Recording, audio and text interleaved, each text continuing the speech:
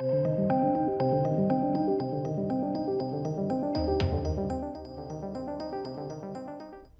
welcome to the channel, ladies and gentlemen. I thought I'd cover this story, and really important to note, I'm British. This deals with British history, and if you don't know British history, have a look at it, because this is probably it's a very important figure in British history. And I feel, and I've said this time and time again, and this is across the board, so this goes for Chinese, Japanese, American, whatever, historical accuracy is important. It is important, because if we start to just change history for the sake of changing history, we start to belittle how far we've come, right? Loads of people like to say how bad the world is today, but we live in some of the most accepting of society, especially in the UK. Like, it's a very accepting society, very universal, very equally driven, and having some level of historical accuracy is important, because kids today don't know this stuff. They get this. This is their history. A program like this is their history lesson. And race swapping a character for the sake of race swapping a character is quite insulting. You would be insulted, equally so, Americans, if I, in 10, 15 years' time, made a historical thriller drama about Barack Obama and he was a white dude.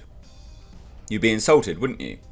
What if we did a Nelson Mandela series and his wife was white for the sake of being white? Like, what would be the point?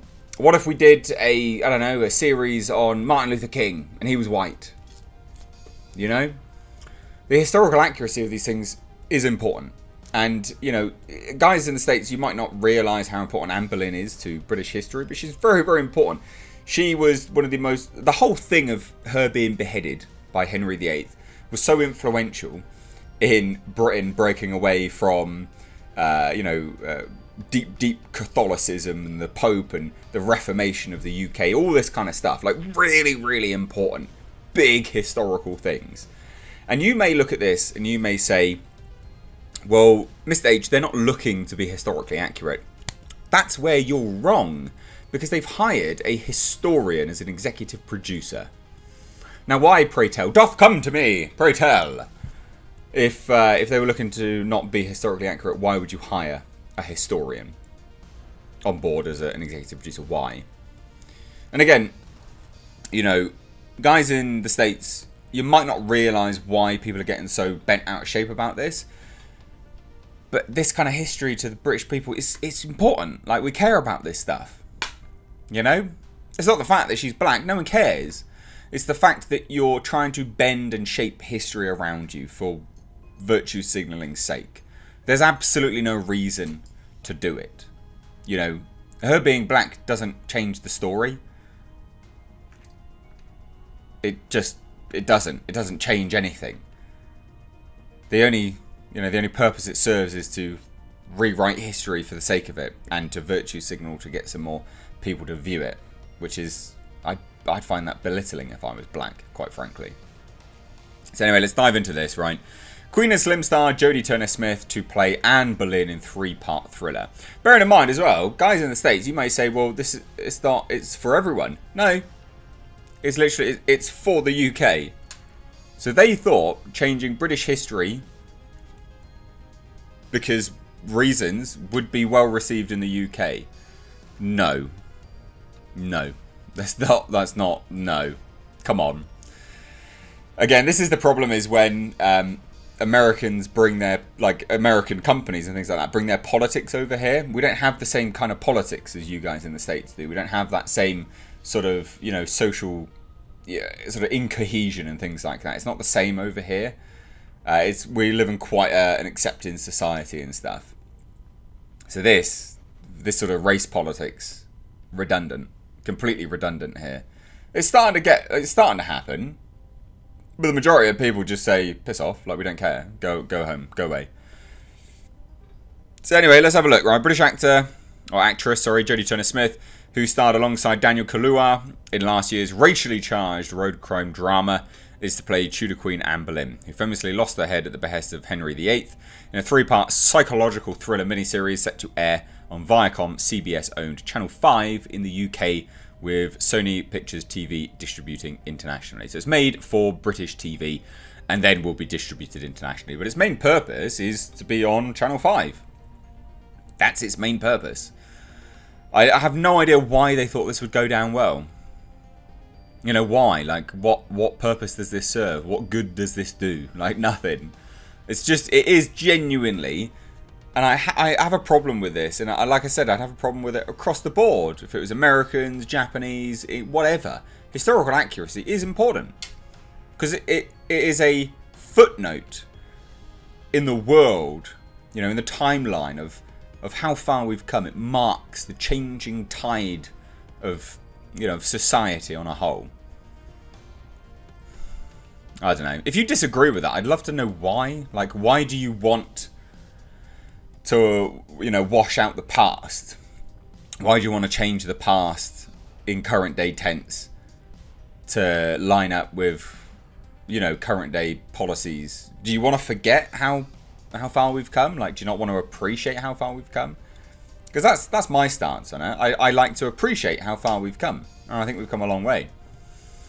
But anyway, the as yet unnamed project comes from rising Sony-backed Brit banner Fable Pictures, and it's got loads of people in it.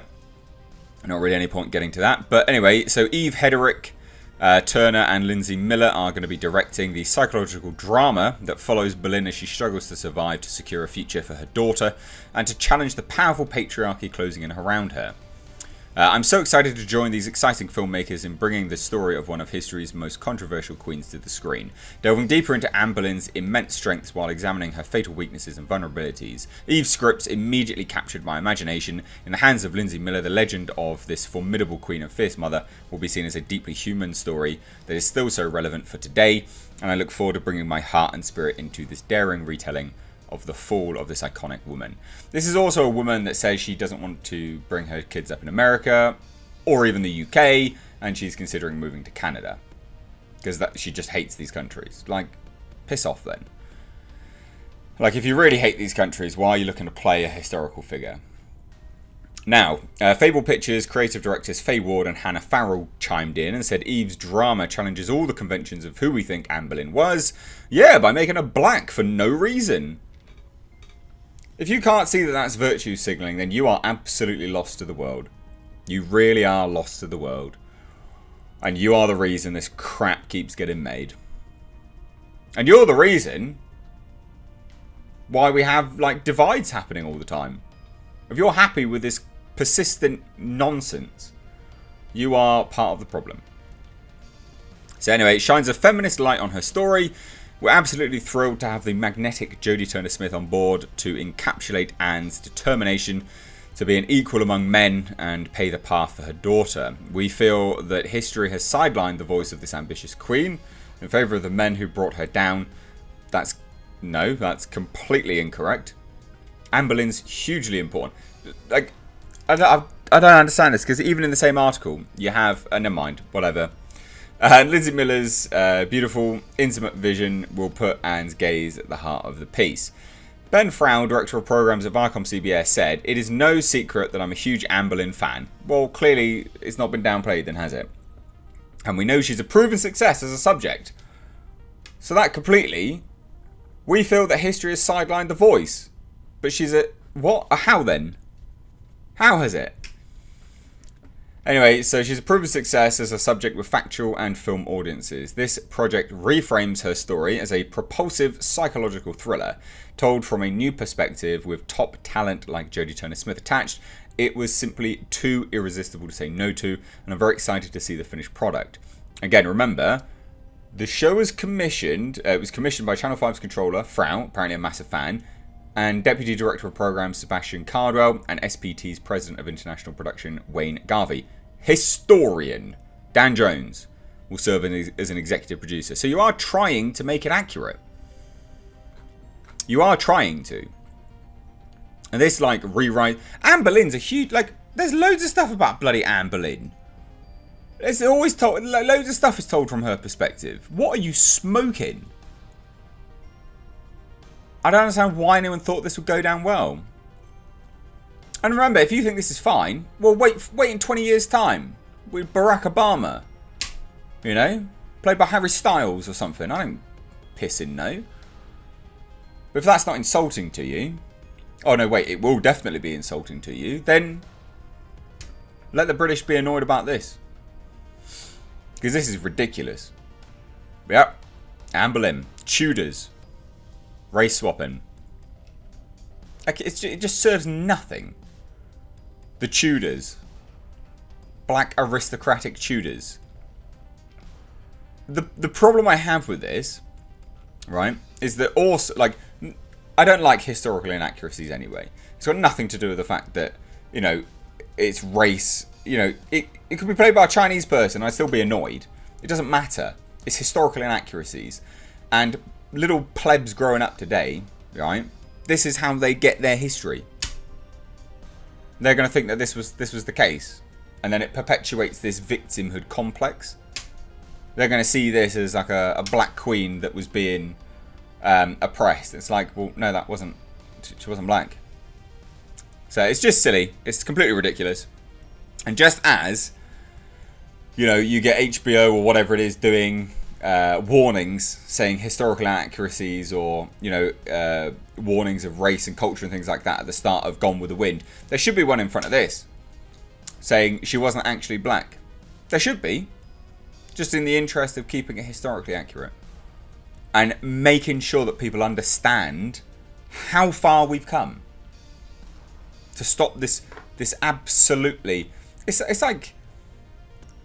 It has become a self-fulfilling prophecy of victimhood now. You know, you want to do this, so you change this. Therefore, young people perpetuate this victimhood mentality because they think this. Like, it's just ridiculous. Grow up. Anyway, there you go. There's my take on it as a British person. And I'm well entitled to my opinion. Because this is my history. Anyway, let me know your thoughts down below in the comments. This video will likely be demonetized, but it really shouldn't be. I've not said anything bigoted. And if you disagree, please construct a good argument. Because there's so many idiots that just jump on here and go, oh, from your dick. It's like, for God's sake. Like, your ignorance is so tiresome. Like, it's painful how dumb you are. Rather than just hearing that someone has an issue with it and going, oh, you're racist then. Like, it means nothing now. You know, construct a good argument as to why this is okay. Refute my points. Because no one ever bloody can. And it's just it's so tiresome. Anyway, I wasn't going to touch this subject, but I wanted to in the end. Because it is annoying. Let me know your thoughts down below. Take care.